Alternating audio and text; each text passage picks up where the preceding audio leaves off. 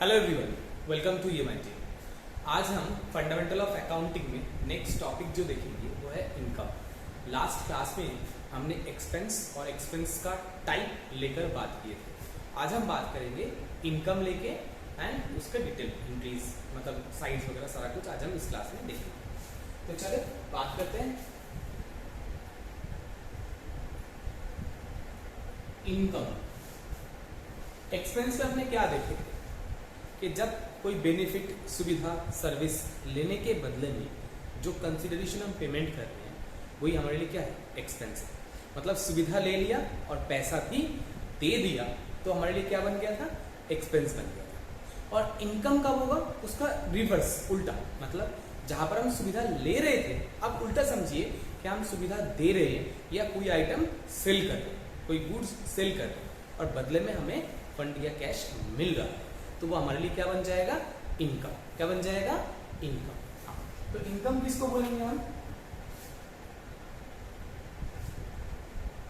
Incoming of cash और fund due to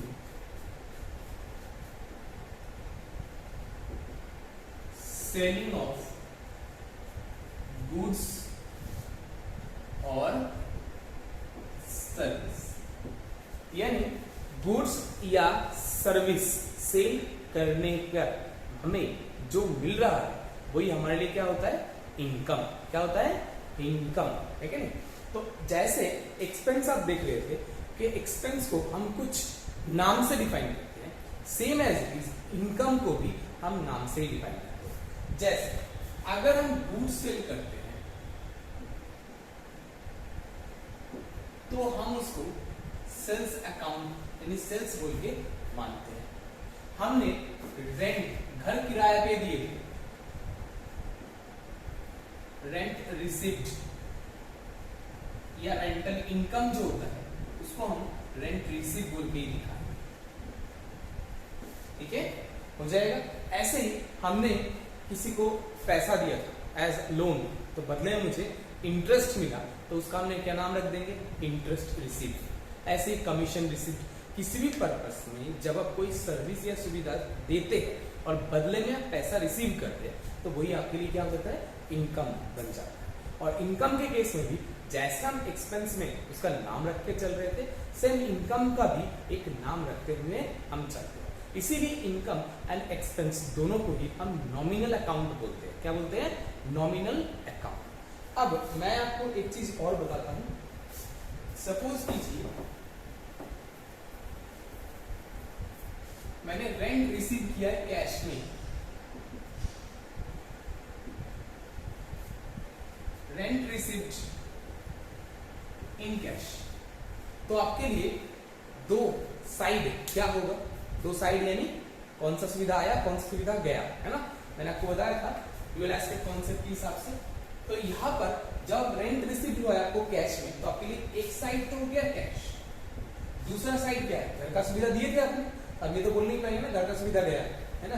तो अब क्या बोलेंगे इसको, हम इसको बोलेंगे दूसरी साइड रेंट रिसीव्ड। ओके। अब मान लीजिए मुझे कमीशन रिसीव हो रहा है, कैसे, चेक से।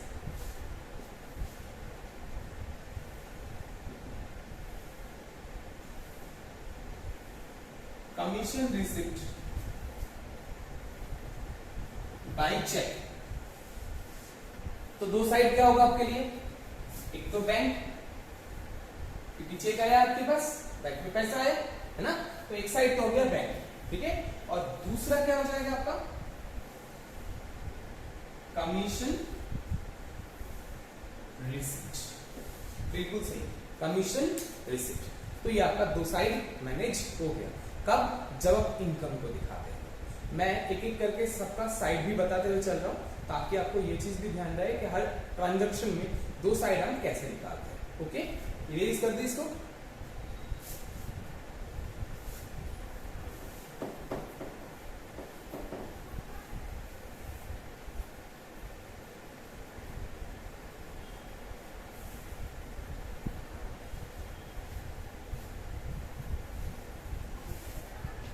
नेक्स्ट हम बात करेंगे डेटर। डेटर हम किसको बोलते हैं, है ना, वही हम देखते हैं।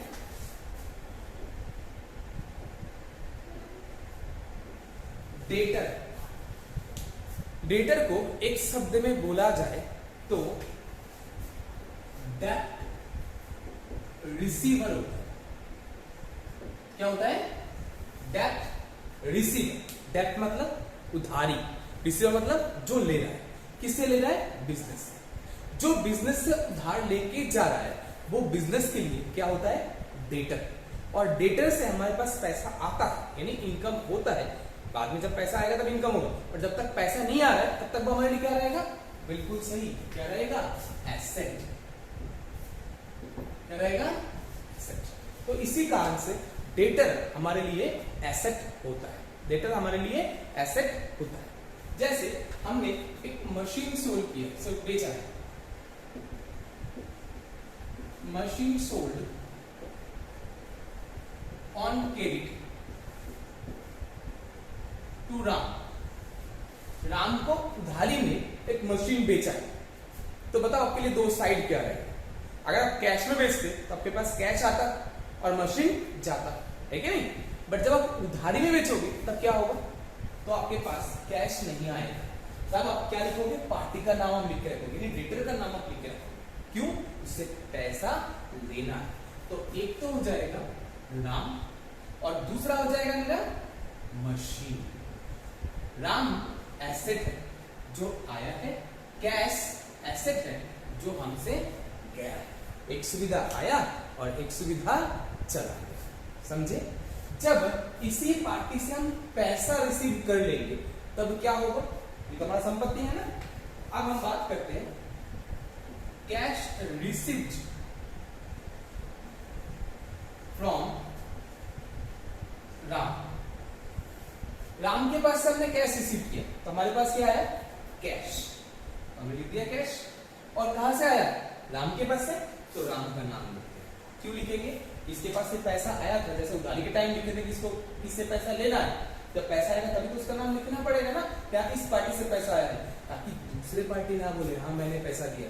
इसीलिए आपको पर्टिकुलर पार्टी का नाम लिख के रखना पड़ेगा। और दूसरी बात, जब हमने उधारी दिखाए थे, जब अपने बोले थे हमारे पास क्रेडिट आ रहा है, यानी पार्टी उधारी लेके जा रहा है, अब जब वो पैसा चुका देगा तो वो उधारी खत्म हो जाएगा। अब उसको दोबारा से वो पैसा देना नहीं है ना, आप दोबारा से मांगेंगे। आप मांगने जाएंगे तो पता है ना क्या होगा। चलिए, तो कैश संपत्ति, अब इस केस में कैश हमारे पास आ रहा है और राम जो हमारे डेटर था, एसेट था, अब वो एसेट चला गया। क्यों? क्योंकि आपको पैसा चुका दिया है। तो ये हो गया किसका केस है? डेटर्स। क्या हो गया? डेटर्स। किसके केस में? डेटर्स। डेटर्स यानी डेट रिसीवर, वन हु ओस मनी फ्रॉम बिजनेस। एक जना जो बिजनेस से उधारी लेता है, हम उसको क्या बोलते हैं? डेटर बोलते हैं। क्या बोलते हैं? डेटर। हटा दें इसको, ये था मेरा डेटर। अब हम बात करते हैं क्रेडिटर की। इसको रिलीज करते हैं।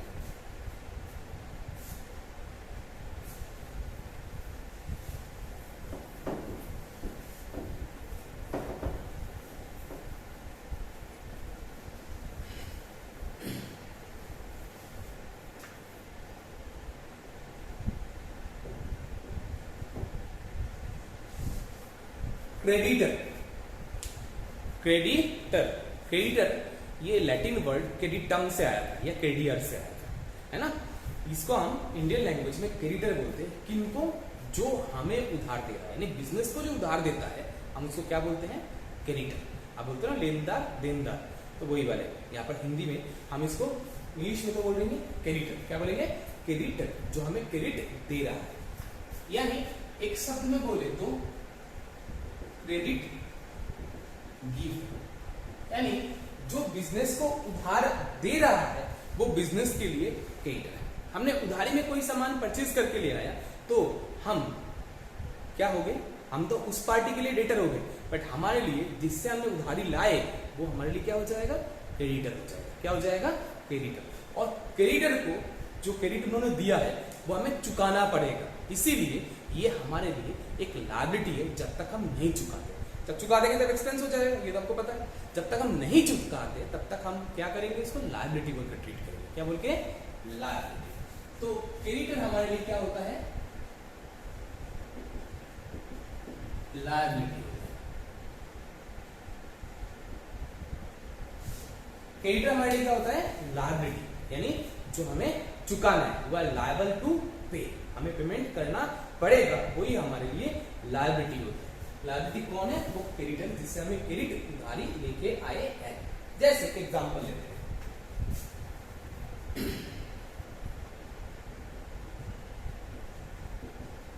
machine purchased on credit from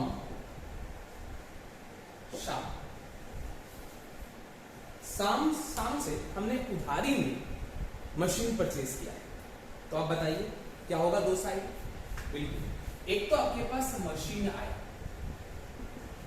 ठीक है, संपत्ति आई, ये हमारी एसेट है, और दूसरा साथ साथ एक लायबिलिटी आया है। अब तुमने एक बात अब सोच रहे होंगे तुम लोग कि मशीन भी आ रहा है और लायबिलिटी भी आ रहा है। हाँ, मैं आपको बताता हूं, शाम यानी क्रेडिटर जो है वो हमारा क्या है? लायबिलिटी। ये भी हमारे पास आ रहा है, इन हुआ, ये भी आया है और ये भी। अब आप बोलोगे सर आप तो बोल रहे थे बिजनेस यानी अकाउंटिंग मतलब एक सुविधा आया एक सुविधा गया है, या क्या बोले थे आपने कि एक जना सुविधा देगा एक जना सुविधा लेगा। सर यहां तो दोनों ही आ रहा है, जबकि होना तो ये चाहिए था एक आना एक जाना, है ना? ऐसे है। बट देखो यहाँ पर भी वैसा ही हुआ है, एक आया एक सुविधा गया। कैसे? मशीन तो आया बट मशीन का मालिकाना अभी तक उनके पास है, यानी मालिकाना नहीं आया, यानी गया भी बोल सकते हो। दूसरी तरफ से आप देखो, जब दोनों एक जैसा ही होता है, जैसे पहले वाले में देखे मशीन और कैश, मशीन या डेटर दोनों ही संपत्ति था, तो एक आया तो दूसरा गया, ठीक है। बट यहाँ पर एक संपत्ति है तो दूसरा तो लायबिलिटी है ना, तो मतलब क्या हुआ? ये अगर प्लस में एसेट है तो ये माइनस में एसेट, मतलब ये अगर आया है तो ये ऑब्वियसली गया है। समझे कि नहीं? तो इसीलिए जब दोनों अलग अलग टाइप का होता है तो दोनों ही आ सकता है या दोनों ही जा सकता है। अगर दोनों का टाइप अलग अलग है तो एक एसेट और दूसरा लायबिलिटी है। मैं इसका और एग्जांपल बाद में और बात करूंगा। अभी बस देखते चलो कि जब हम उधारी में परचेज करते हैं तो हमारे पास क्या हुआ? मशीन तो आया, साथ में उधारी भी आया, किसके नाम से? मिस्टर शाम के नाम से। ओके। अब दूसरी, अब मैं शाम को अगर पैसा चुका देता हूं तो क्या होगा? कैश पेड टू शाम। हमने शाम को पैसा चुका दिया तो क्या करेंगे? दो साइड, एक तो शाम और दूसरा कैश, ठीक है नहीं? शाम यानी क्रेडिटर या लायबिलिटी, है कि नहीं? और कैश यानी हमारा एसेट, संपत्ति। अब देखो यहां मशीन भी आया था, लायबिलिटी भी आया था, है कि नहीं? अब ये शाम हमारा लायबिलिटी है, ये हमारा एसेट है।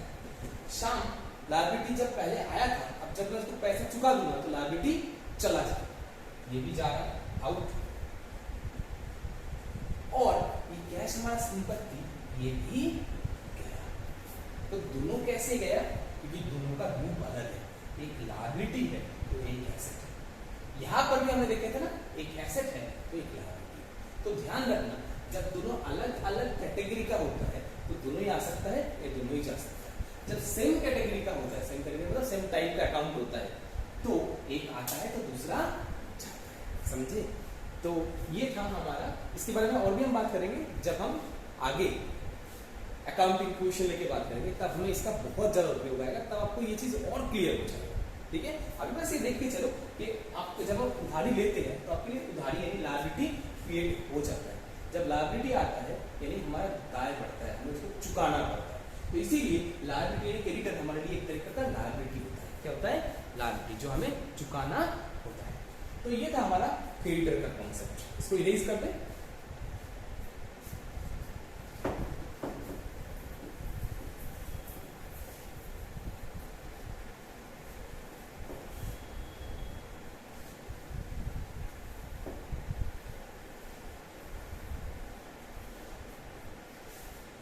इसके बाद हम जो देखने जा रहे हैं वो बहुत ही इंपॉर्टेंट टॉपिक है, यानी अकाउंटिंग का सिंबल क्या है। एक तो डेबिट, इसको हमने शॉर्ट में लिखते हैं दिया। एक दूसरा क्रेडिट, जिसको हमने शॉर्ट में लिखते हैं सिया। ये डेबिट और क्रेडिट क्या है, यही हम आज यहाँ पर बात करेंगे। दीज टू यानी डेबिट और क्रेडिट और अकाउंटिंग सिंबल। जैसे आप अपना इमोशन समझाने के लिए इमोजीज यूज करते हैं, कैसे मैंने आपको पहले भी एक बार दिखाया था। जब आप खुश होते हैं तो ये आपका खुश का निशानी होगा, है कि नहीं। जब आप दुखी होते हैं तो आप इस तरीका का इमोजी बनाते हैं,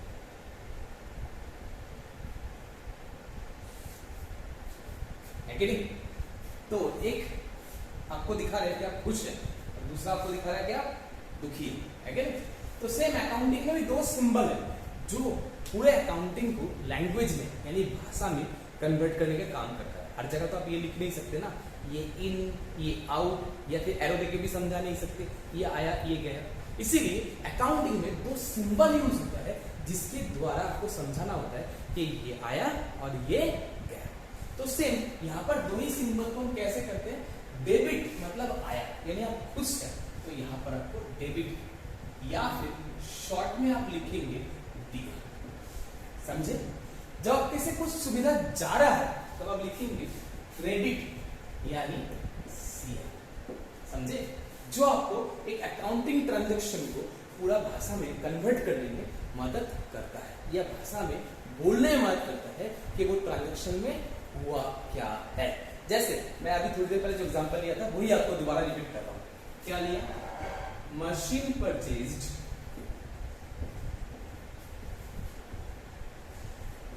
इन कैश, और दूसरा लिया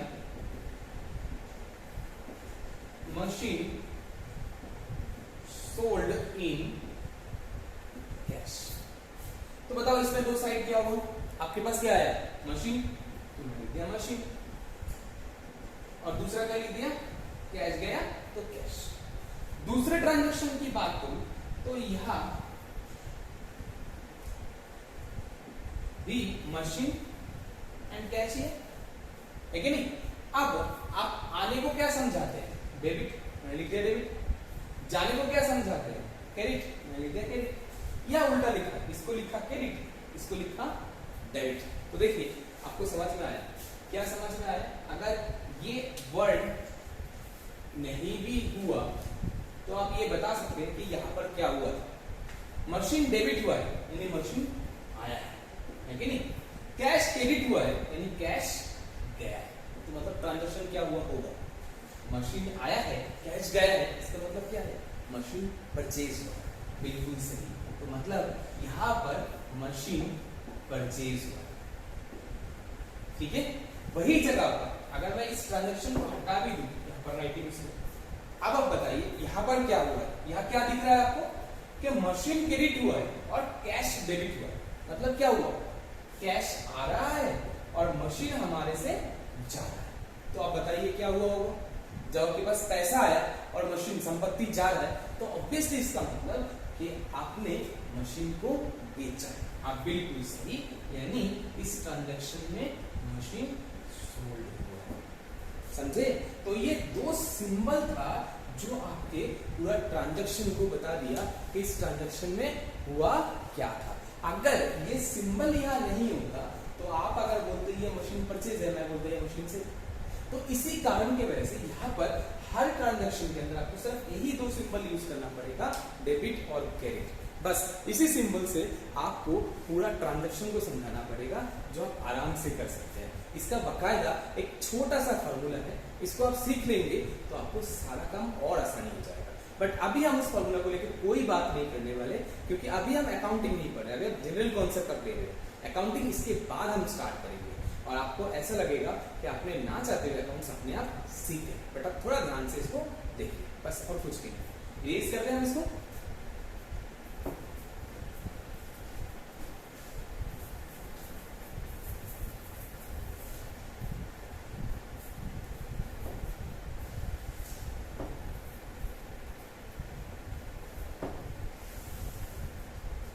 अब हम नेक्स्ट टॉपिक लेके बात करते हैं।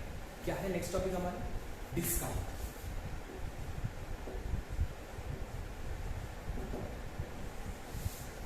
डिस्काउंट यानी आप बोलो तो छूट या बट्टा, हिंदी में बोले तो, बट एक्चुअली अगर आप इसको इंग्लिश में बोलो यानी अकाउंटिंग की भाषा में बोलो तो इसको क्या बोलते हैं?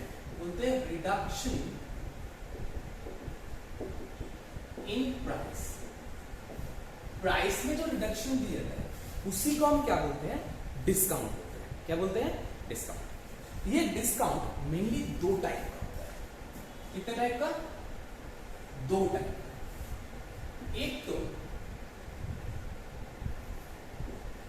ट्रेड डिस्काउंट और दूसरा कैश डिस्काउंट। क्या लिखा है मैंने? एक तो आपका ट्रेड डिस्काउंट और दूसरा आपका कैश डिस्काउंट। ट्रेड डिस्काउंट क्या होता है? ट्रेडिंग पर्पस में एक ट्रेडर दूसरे ट्रेडर को जो डिस्काउंट दे रहे हैं उसको हम बोलते हैं ट्रेड डिस्काउंट। ट्रेड डिस्काउंट के बिना दूसरा ट्रेडर कैसे काम करेगा? सपोज करो 100 रुपए का एक सामान है, एमआरपी उसके ऊपर 100 रुपए लिखा हुआ है, मैं 100 रुपए में मैं होलसेलर कंज्यूमर को रिटेलर को बेच रहा हूँ 100 रुपए में, तो रिटेलर उसको 100 रुपए में खरीदा, अब उसको बेचेगा कितने में? 110 तो ले नहीं सकता, तो क्या वो बिजनेस बंद कर दे? ऐसा नहीं हो सकता। तो हमने जैसे 100 रुपए के सामान के ऊपर मैंने डिस्काउंट दिया 20%, तो रिटेलर को उसको परचेस कितने में हुआ? 80 रुपए। अब रिटेलर उसको बेचेंगे, चाहे उसके ऊपर वो 5% डिस्काउंट दे, चाहे डिस्काउंट ना देके सीधा ही 100 रुपए में बेचे, तब जब उसका फायदा वो रुपए का मिनिमम डिफरेंस का जो डिफरेंस है 1 रुपए के साथ है वो उसका फायदा या जो सेलिंग प्राइस है उसके साथ उसका फायदा हो, है कि नहीं? तो सीधी सी बात है, ट्रेड डिस्काउंट ट्रेडिंग पर्पस में दिया जाता है जो एक ट्रेडर दूसरे ट्रेडर को देता है। एक ट्रेडर दूसरे ट्रेडर को ट्रेडिंग पर्पस में जो डिस्काउंट देता है उसको हम बोलते हैं ट्रेड डिस्काउंट।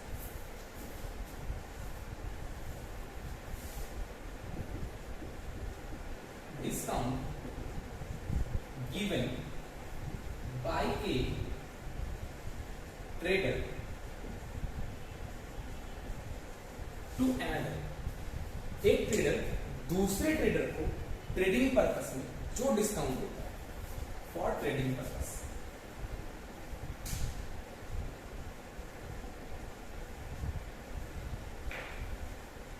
उसको हम बोलेंगे ट्रेड डिस्काउंट। क्या बोलेंगे? Trade discount. वही जगह पर अगर कैश डिस्काउंट की बात करें तो कैश डिस्काउंट क्या होता है? अच्छा, तो तुम लोगों को शायद कुछ क्वेश्चन आ रहा होगा मन में कि क्या ट्रेड डिस्काउंट फिर कंज्यूमर को मिल सकता है? हम उसके बारे में बात करते हैं। पहले उससे पहले बात कर लेते हैं कैश डिस्काउंट। कैश डिस्काउंट क्या होता है?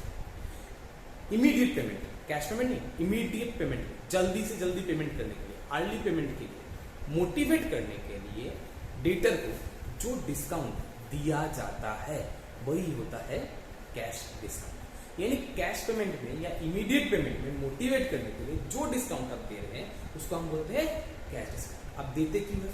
अगर जल्दी पेमेंट आ जाएगा तो एक तो पैसा रिकवरी जल्दी होगा, उस पैसे को दोबारा आप बिजनेस में लगाएंगे, दोबारा वो इनकम जनरेट करके देगा, एक तो आपके लिए ये फायदा है। दूसरी बात, अगर जल्दी पेमेंट नहीं होगा तो बहुत बार पैसा डूबने का भी तो चांस रहता है ना। इसीलिए सेलर यानी बिजनेसमैन क्या करते हैं, थोड़ा सा डिस्काउंट देकर उसका पैसे को जल्दी रिकवर करने को कोशिश करता है। सामने वाले बंदे के लिए एक लालच आ जाता है कि हाँ हमें डिस्काउंट मिल रहा है, सुविधा मिल रहा है, चलो हम एक बार पेमेंट कर देते हैं, है कि नहीं? तो ये सुविधा की वजह से ही कैश डिस्काउंट मार्केट में बहुत काम में आता है। तो कैश डिस्काउंट क्या होता है?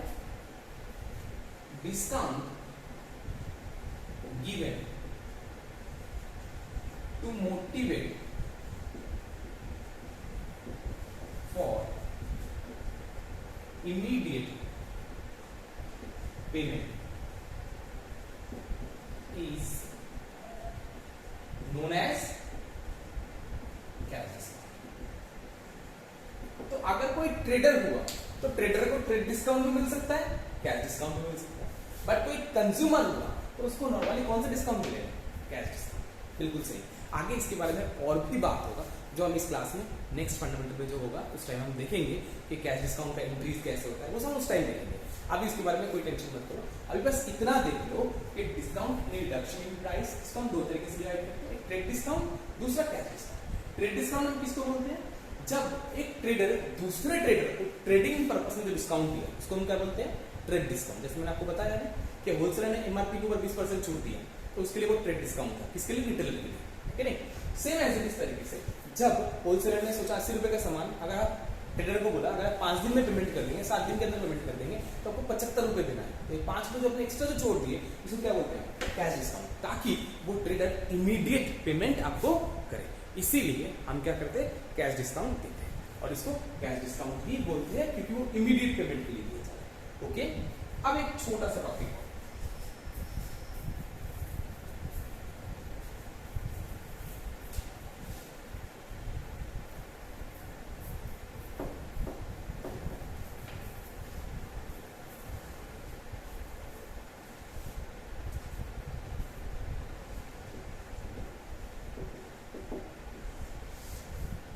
प्रॉफिट।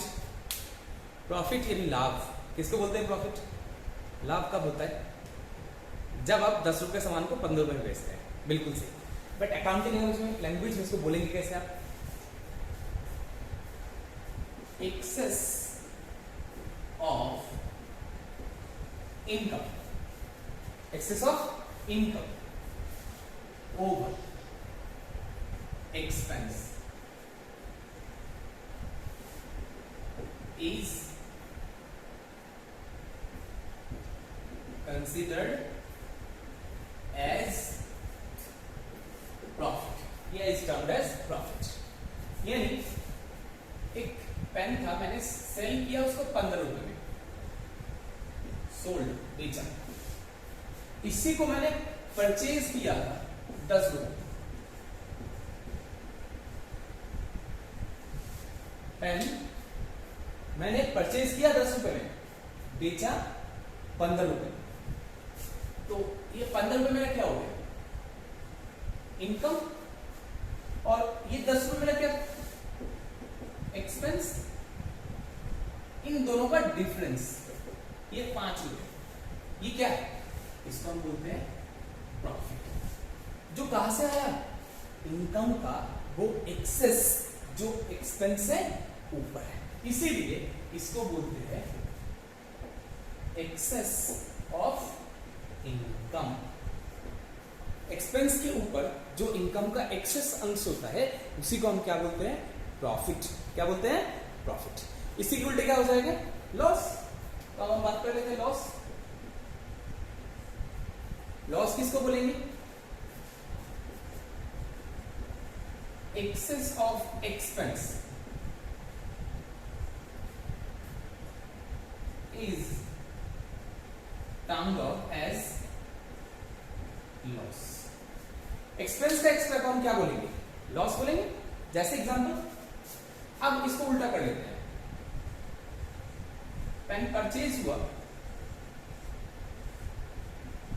15 रुपए में, इसी पेन को बेचे 10 रुपए में। तो बेच के जो पैसा है उसको हम क्या बोलेंगे? इनकम बोलते हैं। प्रॉफिट थोड़ा बोलते हैं, इनकम बोलते हैं, है ना। और परचेज करने का जो पेमेंट आपने किया परचेज करते हैं उसको क्या बोलेंगे? एक्सपेंस, है कि नहीं। अब देखो, एक्सपेंस मेरा ज्यादा है, इनकम मेरा कम है। ये डिफरेंस वो कितने का है? 5 रुपए। इसको आप क्या बोलते हैं? लॉस। ये क्या है? लॉस आया कहां से? एक्सपेंस का अतिरिक्त अंश, यानी एक्सेस ऑफ एक्सपेंस। इसीलिए मैंने कहा कि प्रॉफिट मतलब एक्सेस ऑफ इनकम और लॉस मतलब होता है एक्सेस ऑफ एक्सपेंस। समझ गए? तो ये था मेरा प्रॉफिट और ये था मेरा लॉस। सब एक बार लिख लो। हो गया? तो ये हो गया हमारा अकाउंटिंग टर्म्स। शायद आप लोगों को कोई क्वेरी नहीं है, फिर भी आप लोगों को कुछ क्वेरी है तो आप हमें क्वेरी क्लास में कन्वर्ट PFI कर सकते हो। Thank you. जय हिंद। आज के लिए इतना ही।